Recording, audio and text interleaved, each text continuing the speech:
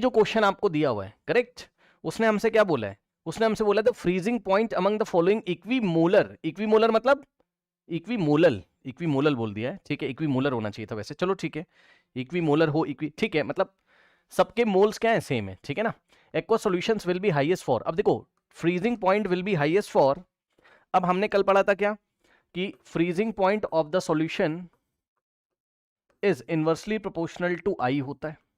ठीक, तो आई निकाल दीजिए। अब आई कैसे निकालोगे, देखो ये वाला इसका आई निकालना प्रॉब्लम है ना, तो ये मैं आपको बता देता हूं ये क्या होता है एक्चुअल में। देखिए समझिए जरा ध्यान से, जो हमारे पास एनिलीन होता है, ये NH2 जो एनिलीन होता है हमारे पास, ठीक है ना,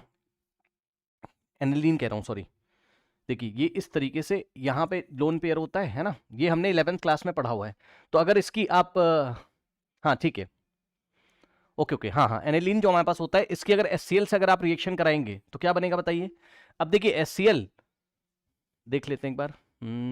एक्वा सॉल्यूशन है ना, हाँ एक्वा सॉल्यूशन है, ठीक। तो भाई देखो एक्वा सॉल्यूशन में क्या होगा, समझिए जरा ध्यान से, एक्वा सॉल्यूशन है AQ एक्वस, ठीक है, एक्वस है अगर, ये देखिए भाई, ये बताइए अगर एक्वस है तो ये ब्रेक हो जाएगा, कौन कौन सोच सकता है जल्दी से बताना। देखो ये ब्रेक हो जाएगा हमारे पास, ये 11th क्लास में आपने कहीं ना कहीं पढ़ा होगा।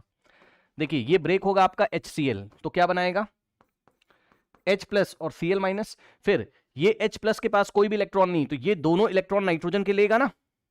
ठीक है ना भाई, इसके पास हाइड्रोजन H प्लस के पास कोई भी इलेक्ट्रॉन नहीं, एक ही इलेक्ट्रॉन था वो भी जा चुका, ठीक है, तो ये जाएगा और यहां पे लग जाएगा, मतलब कहने का मतलब है ये देखिए ये दोनों, ये जो लोन पेयर यहां पे है ये इसको ले लेगा और इससे जाके पहले कनेक्ट हो जाएगा, मतलब ये कुछ ऐसा आपको देगा, ये देखिए, ये देखिए NH3, क्योंकि एक हाइड्रोजन यहां से आ जाएगा, अब NH3 हो गया और साथ में एक प्लस भी इसके ऊपर आ जाएगा, क्यों, क्योंकि H के ऊपर प्लस था। अब ये स्पीशी जो बन गई, इसके पास ये Cl माइनस चलाएगा, इसके पास ये Cl माइनस चलाएगा, ये देखिए इस तरीके से, ठीक है, इसके पास Cl माइनस। तो बस मैं ये कहना चाहता हूं आपको, बस मैं ये कहना चाहता हूं कि ये जो कंपाउंड देखिए ये जो बना है यही ये है, यही क्या है C6H5, यही सॉल्ट एक तरीके का C6H5NH3, ये देखिए Cl, ठीक, यही क्या है एनिलीन हाइड्रोक्लोराइड है, यही क्या है एनिलीन हाइड्रोक्लोराइड है। तो मोटी मोटी बात ये मैं आपको ये दिखाना चाहता हूं कि ये बना कैसे, वो तो मैंने आपको दिखाया, लेकिन अगर आप ध्यान से चेक करेंगे तो ये देखिए, ये देखिए ये यही है, ठीक यही है। अब बस मैं इतना कहना चाहता हूं कि एसोसिएशन हो रहा है यहां, ये दोनों मिलके एक तरीके से ये बना रहे हैं ना, ठीक, ये एसोसिएशन हो रहा है इस तरीके से, करेक्ट। तो यहां पर n की वैल्यू कितनी होगी, ये देखिए 1 + 1 भाई, 1 + 1 2, n की वैल्यू 2 ही तो होगी, क्योंकि देखिए ये दोनों मिलके ये बना रहे हैं, ऐसे करके ऐसे समझ सकते हो आप, n की वैल्यू हमारे पास 2 ही तो होगी, बस ये सिंपल सी बात है बस, है ना। अब n की वैल्यू 2 है, अल्फा आपको 100% अज्यूम करना है यहाँ पे, है ना, अल्फा आपको 100% अज्यूम करना है, तो आप देखिए जो n की वैल्यू है वही हमारे पास i की वैल्यू होगी, बस इतना सा था इस क्वेश्चन में कि इसके i की वैल्यू कितनी हो जाएगी हमारे पास, इसके i की वैल्यू हो जाएगी हमारे पास कितनी 2। अच्छा एक और तरीके से समझ सकते हो, मतलब अगर आपको ये पसंद नहीं आ रहा है, अगर आपको ये पसंद नहीं आ रहा तो आप एक और तरीके से समझ सकते हो, मैं बताता हूँ रुक जाओ, ये कुछ बच्चों को नहीं पसंद आ रहा है ना, क्योंकि भाई देखिए सॉल्ट है ना, ये सॉल्ट है और उसने एक्वा सॉल्यूशन बनाया है, सॉल्ट है उसने एक्वा सॉल्यूशन बनाया, तो आप इसको ऐसे भी समझ सकते हो, जैसे ही आप पानी में डालोगे इसको, जैसे ही आप इसको पानी में डालोगे तो आपको ये दोनों स्पीशीज मिलेंगी, कौन कौन सी, मैं यहां दिखा देता हूं। मतलब इसमें n की वैल्यू 2 आएगी आएगी, चाहे आप एसोसिएशन की हेल्प से समझ लो चाहे डिसोसिएशन की हेल्प से समझ लो। देखो कैसे भाई, इसको अगर ये सॉल्ट है, ये सॉल्ट है, इसको पानी में डालिए तो भाई ये अलग हो जाएगा ना Cl माइनस, मैं ये कहना चाहता हूं, ये देखिए इस तरीके से आप इसको ऐसे भी सोच सकते हैं, ये देखिए, ठीक, आप इसको ऐसे भी, भाई एक पार्टिकल ये हो गया और Cl माइनस ये दूसरा पार्टिकल हो गया, मानते हो कि नहीं बताओ, यही तो होगा, है ना, एक पार्टिकल ये हो गया एक पार्टिकल ये हो गया, ठीक, तो n की वैल्यू तो 2 ही आएगी, आप कैसे भी सोच लो, वैसे जो सही तरीका है सोचने का वो ये है, ये जो रिएक्शन हमने कराई ये वाला, this is the correct method, ये सोचने का तरीका है, ये देखिए सही तरीका ये, बट आप कैसे भी सोच लीजिए, तो यहाँ n की वैल्यू हमारे पास कितनी आएगी 2, और अल्फा को 100% मानोगे तो i की वैल्यू भी कितनी आ जाएगी 2, ये ठीक। तो बस अब ये बताओ, यहां पे i निकाल लोगे आप लोग सेकंड वाले में, बताइए इसको आप ब्रेक करोगे CaNO3 होल ट्वाइस, तो क्या बनेगा बताओ, Ca2+ और साथ में 2 टाइम्स NO3 माइनस, यही होगा, 2 + 1 3, तो i की वैल्यू 3, ठीक। और La है, ये एल आई है, ठीक है ठीक है, एल ए कोई बात नहीं।